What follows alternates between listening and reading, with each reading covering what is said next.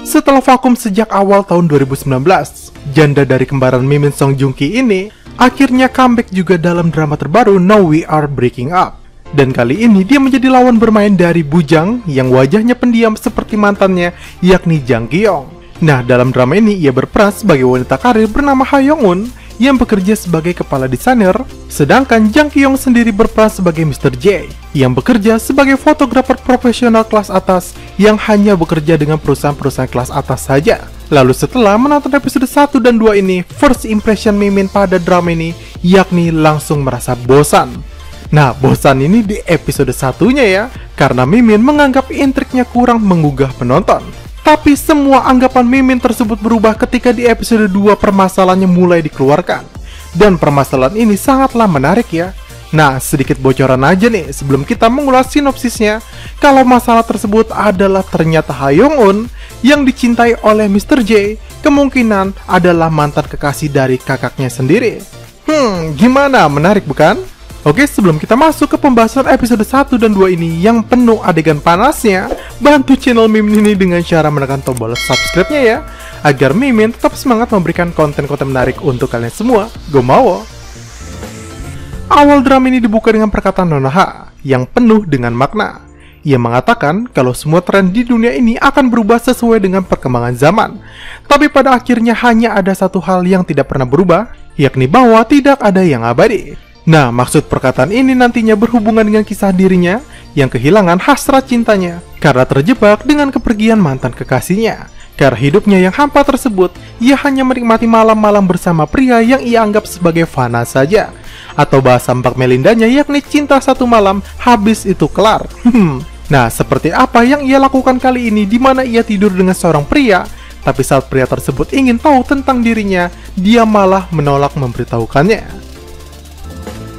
Jisuk, anak presidir tempat Nona Ha bekerja, terlihat tidak bisa melakukan apapun pekerjaannya dengan benar dan selalu bergantung dengan Nona Ha. Sampai urusan cinta pun, Nona Ha harus membantu menyelesaikan urusan perselingkuhannya. Sedangkan di sisi lain ternyata pria yang tidur satu malam dengan Nona Ha adalah Mr. J yang merupakan fotografer berbakat kelas atas yang bahkan menolak kontrak dengan perusahaan-perusahaan besar. Beberapa kali Nona Ha bertemu dengannya, tapi Nona Ha yang konsisten kalau malam itu hanyalah fana baginya, berpura-pura tidak mengenal Mr. J. Nah, lalu ternyata Mr. J ini akan dijodohkan dengan Jisuk, dan mereka sudah diatur akan makan malam bersama dalam kencan buta. Tapi karena Jisuk belum melihat pesona ketampanan Mr. J, sekaligus masih galau karena mantannya, akhirnya dia malah menyuruh Nona Ha untuk menggantikannya makan malam. Yang alhasil, Nona Ha dan Mr. J pun bertemu untuk kesekian kalinya. Tapi Nona Ha di sini masih konsisten menganggap cinta satu malamnya hanya fana saja dan masih berpura-pura tidak mengenal Mr. J. Bahkan sikap juteknya masih jelas diperlihatkan di sini. Perusahaan tempat Nona Ha bekerja akan mengajukan kontrak kerjasama dengan pemilik galeri yang akan membuka cabang di Korea, yakni Olivier. Tapi sayang, mereka kehilangan file data untuk mengajukan penawaran, termasuk foto sampel pakaian mereka. Alhasil, mereka harus melakukan pemotretan sesegera mungkin, dan masalahnya adalah fotografer langganan mereka sedang tidak ada, dan untungnya Nona Ha teringat kalau Mr. J pernah mengenalkan dirinya adalah seorang fotografer, dan alhasil, dia yang tadinya jutek jadi memohon agar Mr. J mau membantunya. Tapi lucunya di sini, Nona Ha masih menganggap Mr. J ialah seorang fotografer pemula. Bahkan setelah sesi foto selesai, hasil foto yang indah tersebut masih dianggapnya sebagai bakat dari pemula yang hebat. Malam hari pun tiba, kini waktunya Nona Ha menyerahkan penawaran ke galeri Olivier. Tapi sayang, anak buahnya melaporkan kalau ternyata Olivier sudah menaikkan kontraknya dengan perusahaan lain bernama Vies. Bahkan dia menggunakan alasan buku promosi tersebut untuk menolak mereka. Hal ini pun membuat Nona Ha turun sendiri untuk melobi Olivier demi mendapat kontrak untuk busana yang telah mereka persiapkan susah payah. Dan ternyata semuanya sama saja, karena pria itu tetap menolak bahkan tanpa melihat desain produk busana milik perusahaan The One tersebut. Pria itu juga menanyakan apa arti sebuah pakaian dan busana untuknya. Dan Nona Ha menjawab kalau keduanya adalah masa muda dan semangatnya yang akan abadi dan tak pernah ia buang. Tapi jawaban penuh makna tersebut dijawab realistis kalau Olivier menganggap jawaban dari pertanyaan yang seharusnya adalah uang, karena semua orientasinya adalah uang, uang, dan uang. Hal ini pun langsung memancing kekesalan Mr. J yang sedari tadi menguping dari luar dan dia juga membatalkan kontrak menjadi fotografer untuk Oliver. Karena dia merasa tersinggung, Oliver menolak melihat foto produk The One yang merupakan hasil karyanya. Nah, rupanya Mr. J ini merupakan fotografer terkenal yang bahkan kinerjanya diperebutkan brand-brand busana besar. Dan hal ini pun menjadi pukulan telak bagi Oliver yang memang dia juga ingin bekerja sama dengan Mr. J sejak lama. Hari selanjutnya, Nonoha langsung datang ke rapat darurat yang dibuat oleh Presiden Huang. Rapat itu diadakan karena merek Sono dari perusahaan The One turun ratingnya untuk pertama kalinya sejak sekian lama. Nonoha mengatakan pada rapat tersebut kalau Sono hanya turun 0,8% saja. Jadi mereka dapat memperbaiki diri, tapi sayang Direktur Gong menentangnya karena baginya jumlah 0,8% adalah angka yang besar dalam penurunan perusahaan.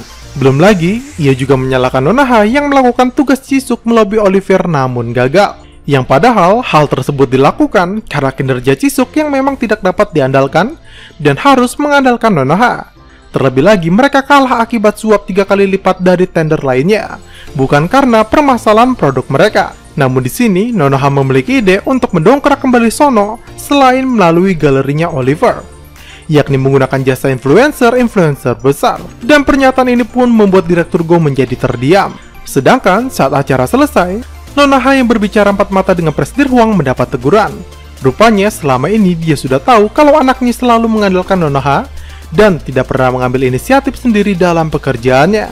Dan oleh sebab itu, ia ingin Nonoha kali ini hanya membantu Jisuk saja dalam perayaan hari jadi perusahaan mereka yang ke-30. Nonoha akan bertemu dengan Sokdo, dan hal uniknya adalah Jisuk yang sebelumnya bertabrakan dengan Mr. J langsung jatuh hati dengan ketampanannya. Tapi karena Mr. J menggunakan nama undangan Sokdo, Jisuk jadi mengira kalau Mr. J bernama Sokdo. Dan dalam pertemuan Nonoha ini, dia begitu antusias menganggap ia akan bertemu dengan pangeran pujaan hatinya. Dan yap, ketika bertemu ternyata berbeda orang dan dia sangat kecewa. Lalu ketika Mr. J yang asli datang, dia pun menjelaskan semuanya dan Jisuk pun mengerti, tapi tetap jatuh hati kepadanya. Apalagi sekarang dia tahu kalau Mr. J lah yang ia tolak temui dalam kencan buta yang diatur oleh ayahnya.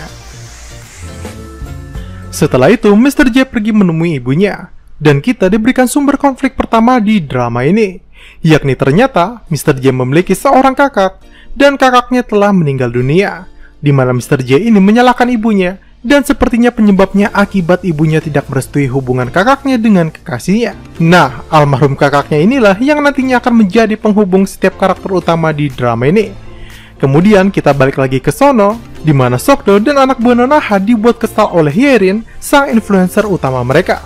Yerin berbuat sesuka hatinya, bahkan meminta untuk mengganti detail bajunya, padahal detail pakaiannya adalah hak sang desainer selaku sang pemilik inspirasi. Dan dia yang hanya influencer tugasnya hanya mempromosikan saja.